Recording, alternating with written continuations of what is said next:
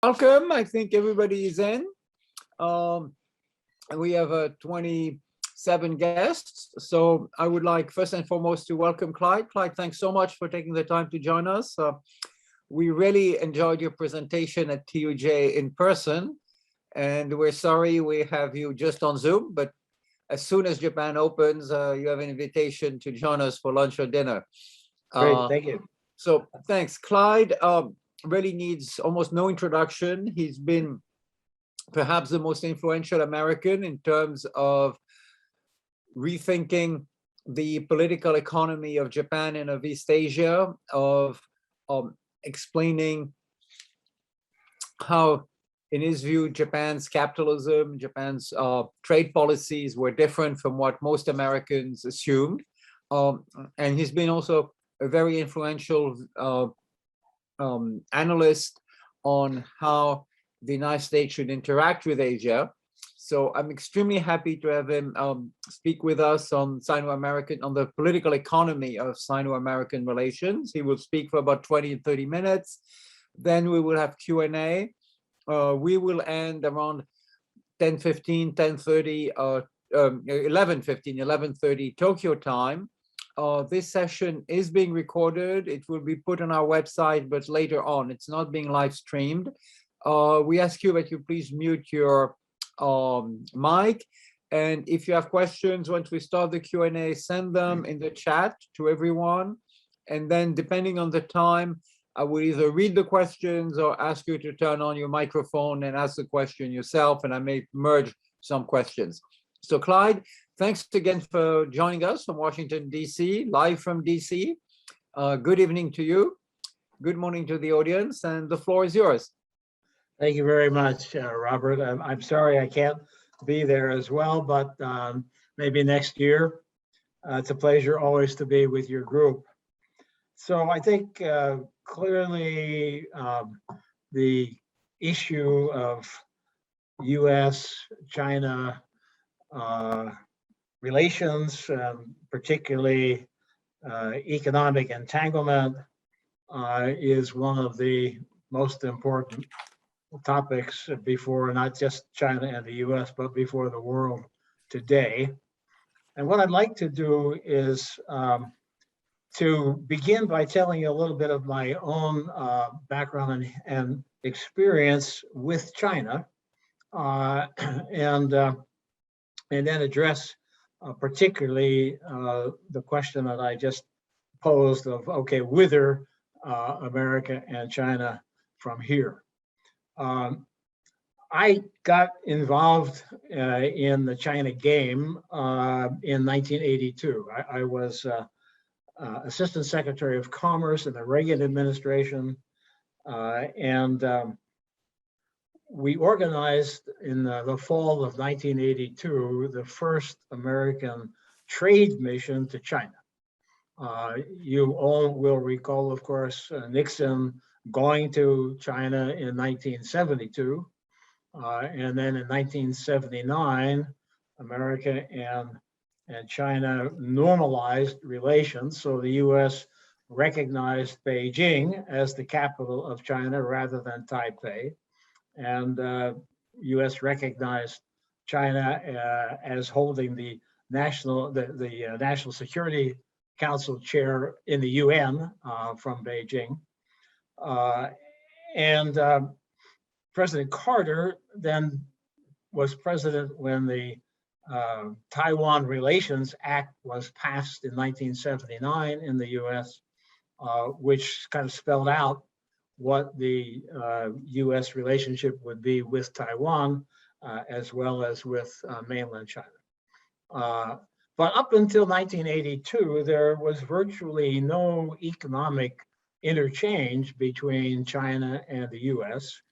And so the Reagan administration was in the policy mood of trying to promote economic ties with the belief that by achieving economic ties, more trade, perhaps cross investment, that this would not only build a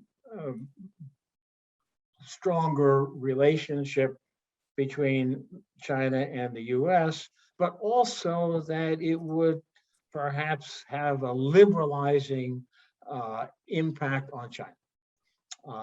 So in September 1982, I and 300 American businessmen and some other officials landed at Beijing International Airport for our first discussions. And maybe some of you were around China at that time. You know that it was an extremely poor country. I still remember driving into Beijing and being really shocked by the fact that there were no vehicles on the road. The only thing that people rode were bicycles. Everyone was wearing a black Mao suit and riding a black bicycle. There were no stoplights. In all of Beijing, there was not a single stoplight. The tallest building was 10 stories. It was just a really poor country. But we had good talks with our Chinese counterparts, and some deals were started. Some American companies began to open offices in Beijing or in Shanghai. And that was encouraged, and particularly encouraged by Deng Xiaoping, who was talking in those days about how glorious it would be to get rich as the new Chinese Communist Party direction. And so throughout the 1980s, 82 until 1989, China's economy grew rapidly, and US as well as Japanese and European global companies began increasingly to invest, to produce in China, and to establish ties. And of course, June 4, 1989 was the outbreak of the Tiananmen Square massacre, when Deng sent the PLA tanks into Tiananmen Square to stop the demonstrations for democracy and to get the young people out of Chinese politics. Now, in retrospect, that was really a crucial moment, but it was crucial in a kind of backward way. Obviously, nobody in the free world, and certainly not in Washington, was at all happy about Deng sending his army to massacre the students in Tiananmen Square. And so you might logically have expected that the US would impose some sanction or make some criticism, and certainly would try to reduce and slow up American investment and economic ties with China. But that's not what happened. Rather, then President George H.W. Bush, on whose staff I also worked for some time, immediately, like the next day, sent his national security advisor, Brett Scowcroft, to Beijing to meet with Deng Xiaoping. And the message from Bush through Scowcroft to Deng was, George Bush is your best friend right now, and he will stop the boats from rocking. In other words, this is a really shattering, upsetting event, but Bush will try to keep everything calm in America and in the free world.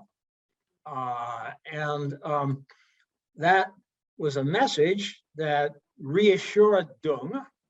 It was a message that I think, in retrospect, a lot of global strategists and political leaders have questioned, but that's what happened. And I was, as I said, working.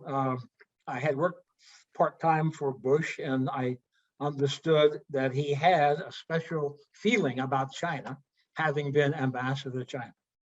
Now, shortly after that, I had a meeting with a guy named Robert Galvin. And Robert Galvin was the son of the founder of Motorola, and he was then the chairman of Motorola. Now, today, many people don't know what Motorola was, but in the 1980s and 1990s, Motorola was one of the major American technology companies. It was a major semiconductor producer. It introduced cell phones, and it was a leader in telecommunications and semiconductor technology. I met with Bob Galvin in Chicago in 1982, and Galvin told me that he was going to go to Beijing and that he was setting up a meeting with Deng Xiaoping. And what he wanted to do, he thought that Deng's position was weak, having ordered the attack on the students, which of course drew a negative reaction from most of the world. Galvin figured that Deng needed some, would welcome some positive move. So in those days, if you were a foreign company, you wanted to produce in China, the rule was you had to have a joint venture. You had to have a Chinese partner. And Bob Galvin told me that he was going to go talk to Deng, and he was going to promise Deng that he would bring Motorola to China, and he would bring Motorola technology to China, but he wanted to have a 100% Motorola owned company, no joint venture. And that's what he did. He went, he met with Deng, and he got the deal. And in the wake of that, many other US business leaders flocked to China in the early 1990s. Of course, in 1991, Christmas Day, the Soviet Union collapsed. Shortly thereafter, a well-known book was written arguing that the end of history has arrived, that from here on out, globally, governments will be democratic and economics will be a free market capitalist. And so in that euphoria of the collapse of the Soviet Union, the collapse of the Berlin Wall, and Bush's relatively gentle handling of Deng in the wake of Tiananmen Square, a new rush of American and other foreign investment went into China, and I could feel at the time. Bill Clinton, of course, was elected president in 1992. Clinton appointed me to be chairman of a presidential commission on trade and investment in Asia. And so I was traveling around Asia and meeting with business leaders frequently and taking their temperature.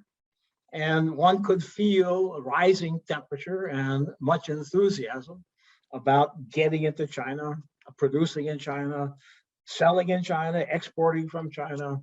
It was a kind of a fever that many business leaders felt. Now, Clinton, in running for president in 1992, had a campaign slogan. And his campaign slogan was, "No toleration of dictators from Baghdad to Beijing." So in 1992, running for president, Clinton was saying, "I will not tolerate Beijing dictators." Well, he won the presidency. And soon thereafter, he changed his tune. He began talking about positive engagement. And he did that, in my judgment, and I was involved with him at the time. I saw what was happening in his administration pretty up close. And he did that, I think, for 2 or 3 reasons. I think one big reason was that American business leaders were perfectly willing to invest even under Chinese dictators. Secondly, there was this strongly held faith that free trade and investment and economic interaction between the free world and China would inevitably result in the liberalization of China, both economic liberalization and political liberalization. And thirdly, there was a very large influence from professional economists who argued that globalization, the flat world that Tom Friedman described at the time, free trade was going to create greater wealth than anyone had seen before, and that free trade would not only create wealth, but would undermine the power of dictators, undermine the power of the Chinese Communist Party, and eventually liberalize it. And so, given that faith, the wave of investment and offshoring of production to China continued, grew stronger through the 1990s. Chinese economy growing at 10% a year, and becoming really a pretty substantial economy. Now, there were a few hiccups. Particularly in 1997, there was a hiccup when China declared that it began building the Great Firewall to separate the Chinese internet from the World Wide Web. Now, I want to underline this because today we would call that decoupling. And it's important to recognize that it was decoupling by China, not by the US, but by China. And part of the decoupling included that companies like Google and Amazon, Facebook, were simply not allowed in China. And China created their duplicates in Alibaba and Baidu and so forth. And so, although the American and the Western business and policy elite were thinking of coupling and thinking and investing and creating what some economists called Chimerica, combination of China and America, China was taking steps, at least some steps, in a different direction. And then, of course, we got into the late 1990s, 2000, 2001, negotiating China into the World Trade Organization. And the significance of that move into the World Trade Organization was that China would receive what we call permanent MFN, permanent most favored nation treatment. Up until that time, the US extended MFN treatment to China on an annual basis. It had to be voted by the Congress every year.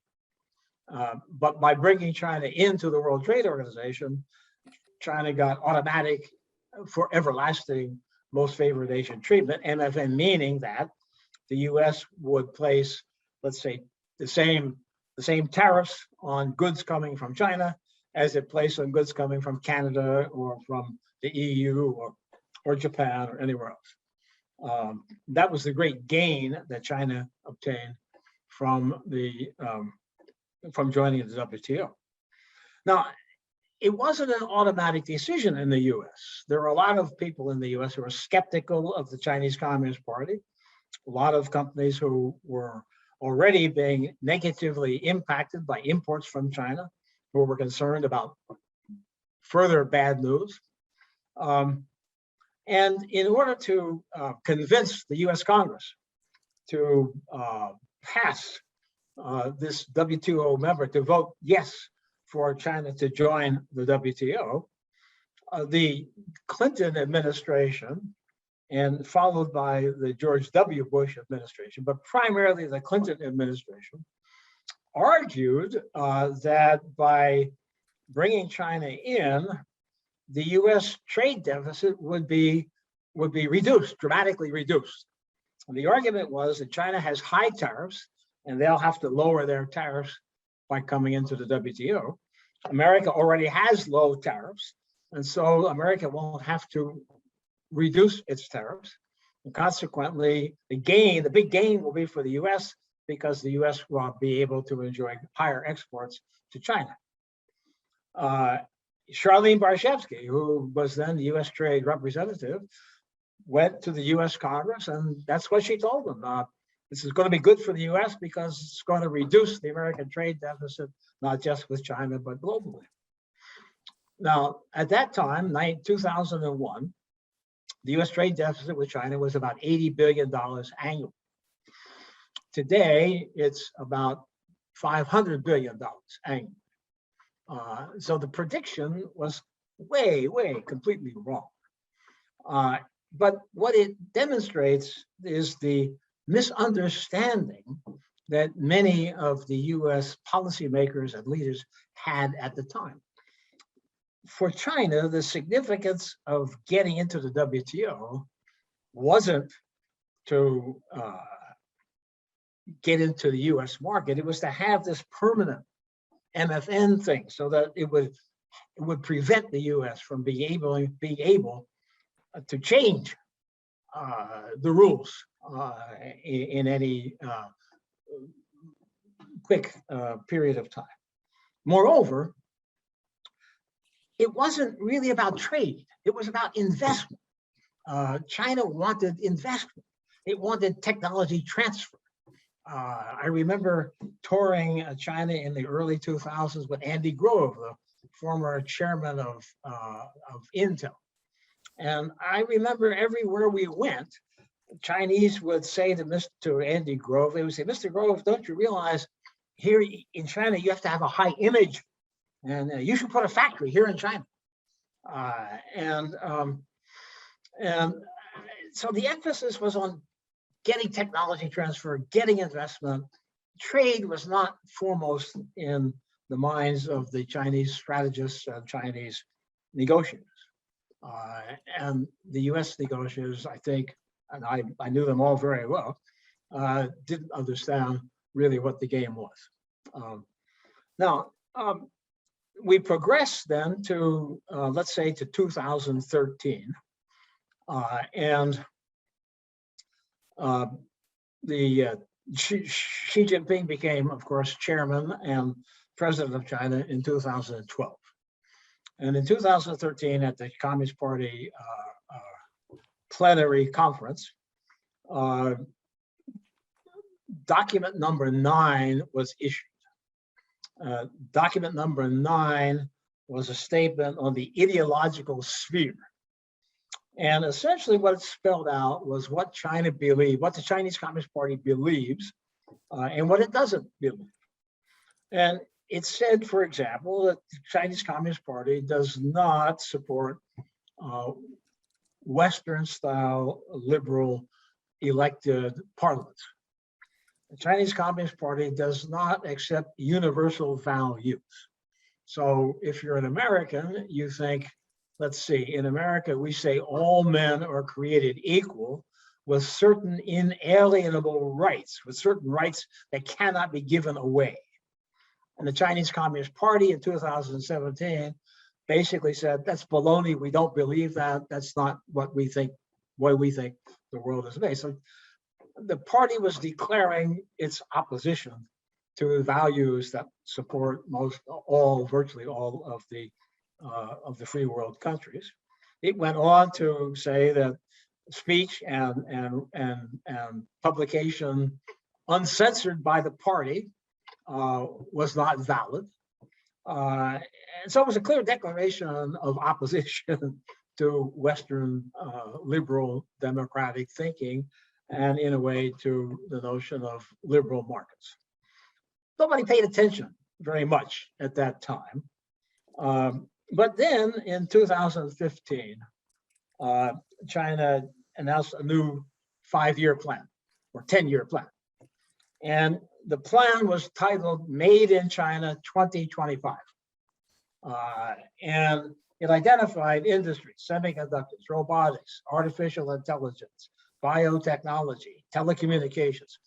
So essentially all of the anticipated high-tech industries, China was saying, we are going to make all that stuff in China, and we're going to aim to be the dominant producer of all that stuff in China. That got a bit of attention. And that combined with increasing pressure on foreign companies in China to transfer technology, to partner with Chinese corporations. All of that began to raise some questions within the Western business and policy, foreign policy community as to, gee, where is China really going? We thought it was going to become more like us, but it doesn't seem to be becoming more like us. What's going on? Let me take you to March the 1st, 2018. The Economist magazine cover story. Keep in mind that the Economist magazine is the high priest of conventional liberal free trade economics. The cover story of the Economist on March 1st, 2018 said the West made the wrong bet on China. So it's like the Pope saying that Christians made the wrong bet on Christ. That's what the Economist effectively did. And that got a lot of attention. It was quickly followed by an article in Foreign Affairs magazine by Kurt Campbell. Most of you probably know that today Kurt Campbell is the director of China Affairs on the US National Security Council under President Biden. And prior to that, in the Obama administration, Kurt had been Assistant Secretary of State for Asian Affairs. And interestingly, Kurt in the Obama administration had been very much a supporter of positive engagement with China, negotiation and talks, and let's be nice to each other, and let's Bob Zellick in the George W. Bush administration famously made the argument that we wanted China to be a responsible stakeholder in the liberal global rules-based order. And Kurt Campbell echoed that kind of sentiment in the Obama administration. But in April 2018, following the Economist cover story, suddenly Kurt has an article in Foreign Affairs magazine, which is the one of the major US foreign affairs publications. And his article says, just like the economy, oh wow, we got it wrong. We need to stop this positive engagement nonsense and begin taking a more detailed, informed look at US-China relations. And in fact, maybe we even have to decouple a little bit. So that combination of publications and events has triggered over the last 3-4 years a huge shift in policy thinking in the US, in other parts of the world, and of analysis and commentary. But a major question is, how has that affected the US business community? And let me go back a little bit and then comment a bit on the relationship between the US business community and China. I mentioned Bob Galvin and Motorola initially getting into China, and many other companies followed suit. Now, here's the funny thing. I'll give you an example. If we take a company like Apple, it's the world's most valuable corporation.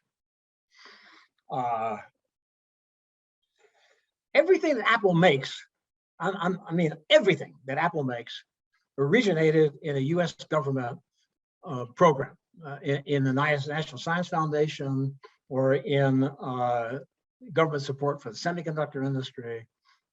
Apple did not invent anything itself. It copied, it mutated, it didn't really invent. Everything Apple makes is made in China. Now, in Washington, Tim Cook, the CEO of Apple, is a very powerful person. He spends hundreds of millions of dollars, maybe even billions, on lobbyists, lawyers, public relations in Washington to affect US policy. He has instant entree. He picks up the phone, he can see the president. He picks up the phone, he can see anybody in Congress. He has instant entree to the power centers of Washington. Apple makes donations to the leading think tanks in Washington. Apple is favorably viewed by much of the US press. Tim gets a lot of positive publicity in the US. He's powerful. How much power do you think he has in Beijing? Zero. He's a hostage. The Chinese Communist Party can cut him off at any moment. How do they do that? Hey, the water can stop running, but yet the electricity can be turned off. So, I mean, there's so many ways that the party can impose coercion on Tim or on any business in China. He doesn't donate to the Chinese Communist Party. He's not a member of the party. He doesn't get involved in Chinese politics. He doesn't spend any time in Zhongnanhai. He's on his knees. He kowtows, just like all the rest of the Chinese. So in 2015, there was a case in the US. A crime was committed, and in order to solve the crime, the FBI needed to open an Apple iPhone. And the FBI asked Apple to help them. Apple refused. No way. No. You know, Apple, we can't in any way compromise the rights of people who buy our phones.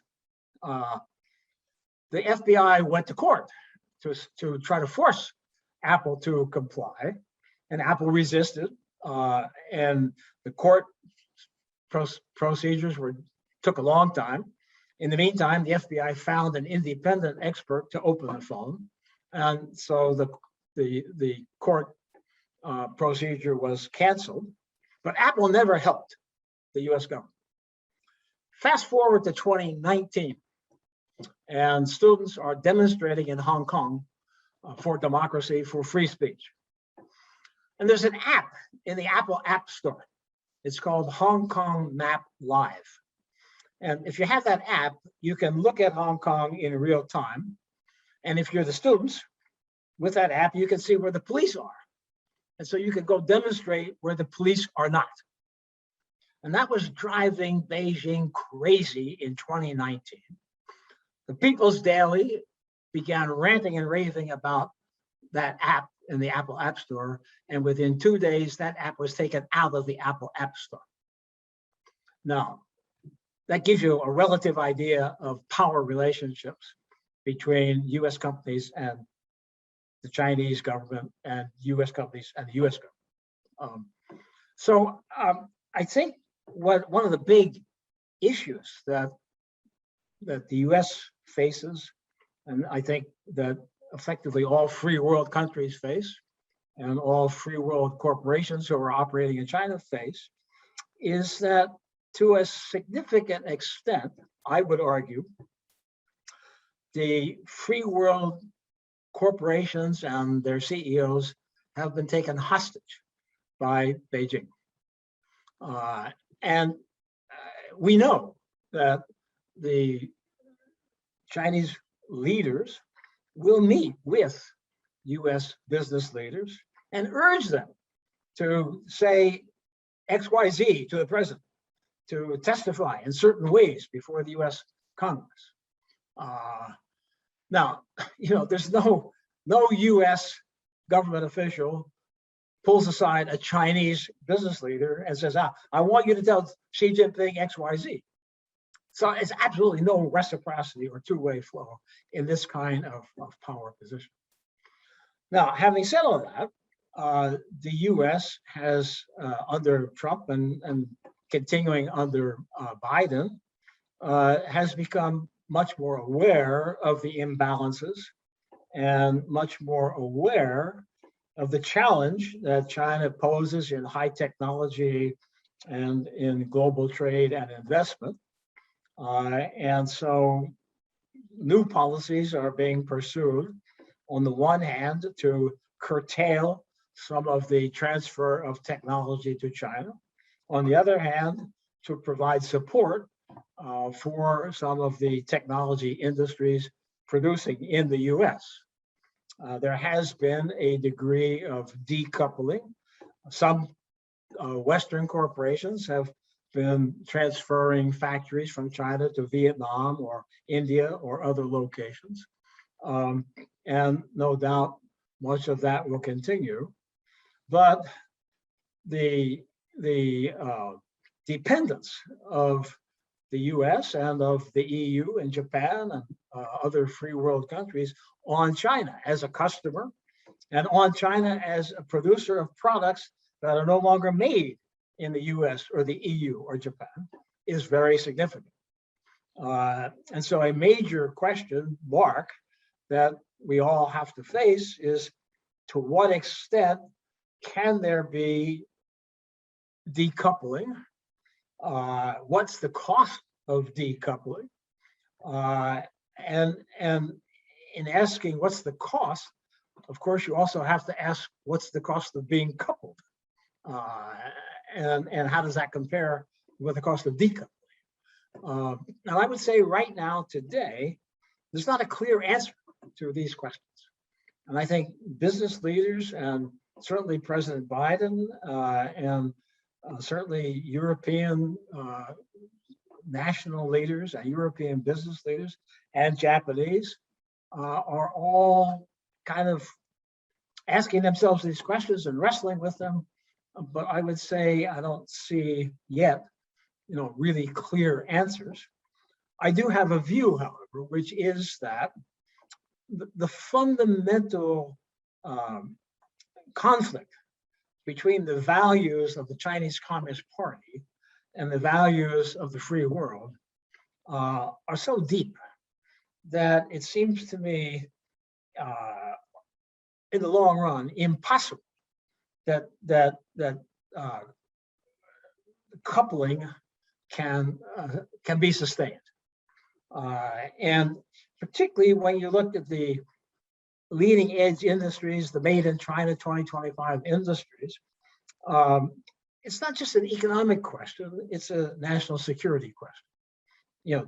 Does the US, do the Europeans, does Japan really feel comfortable if China is the dominant leader in semiconductor technology? Do we feel confident and comfortable if China is the leader in artificial intelligence? And I suggest that a lot of people don't feel comfortable. And if you're not comfortable, then that means that you can't allow yourself to become overly dependent on China. You can't easily transfer technology to China. At the same time, what's China doing? China is decoupling. This dual circulation thing that Xi Jinping keeps talking about, that's what he's trying to do is to reduce China's dependence on the outside world. So even if you're a free world corporation and you don't want to decouple, made in China 2025 means that it's going to be made in China. So you may wind up being decoupled, whether you like it or not, from the Chinese side. So I think that ultimately these fall apart. And I just want to add last one point, which is that we're seeing today China is in some bit of economic difficulty. I'm sure you're all aware of this Evergrande real estate debt problem. Evergrande is just the tip of the iceberg. China's economy has been substantially built on real estate investment, and much of that is of questionable value today, and huge debts that have not been fully identified. And so we're seeing already this is having a negative impact on Chinese growth. And in the longer term, China's workforce is already shrinking. We know that China has a huge pollution problem. It has a huge water problem. And so if I look long-term down the road, I think that China is going to be faced with really enormous issues, and that its relative power vis-a-vis that of the free world will decline. But for the next, let's say 10, 20 years, I think that we are all going to be encompassed in a struggle between maintaining our own values and our dependence and business that we like to do with China. And it's unclear to me exactly how that all gets unwound in the next 10 or 20 years. But you will be the leaders. And so hopefully you'll find the right answers. Thank you very much.